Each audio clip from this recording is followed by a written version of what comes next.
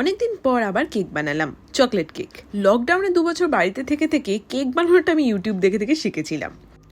তারপর আবার অনেক দিন বানানো হয়নি, আবার বানালাম। কারণ হচ্ছে জিতের জন্মদিন আছে, তো আমি আগে থেকে ঠিকই করে রেখেছিলাম যে জিতের জন্মদিনের কেক আমি নিজে হাতে বানাবো। আর সেই দিন আমি চিকেন কষাও বানিয়েছিলাম। জিত অফিস থেকে আসার আগেই চটপটে সিম্পল একটা ডেকোরেশন করে রেখেছিলাম জিতকে সারপ্রাইজ দেওয়ার জন্য। সেই দিন রাতে 12টার সময় কেক কেটে আমরা জিতের বার্থডে সেলিব্রেট করলাম। আমি ভয়ে ভয়ে ছিলাম, কারণ অনেক দিন কেক বানাইনি, কিন্তু সবাই খেয়ে বললো কেকটা বেশ ভালো হয়েছে। তারপর একটা ফান গেমসের মাধ্যমে আমি জিতের জন্য কেনা গিফটগুলো দিলাম। যেমন জিত যেহেতু বই পড়তে বেশি ভালোবাসে, সেই জন্য জিতের জন্য কয়েকটা বই কিনে আমি সেটাকে মলাট দিয়ে তার উপরে কিছু ক্লু লিখে দিয়েছিলাম। সেটা দেখে ওকে গেস করতে হবে সেই মলাটের মধ্যে কি বই আছে।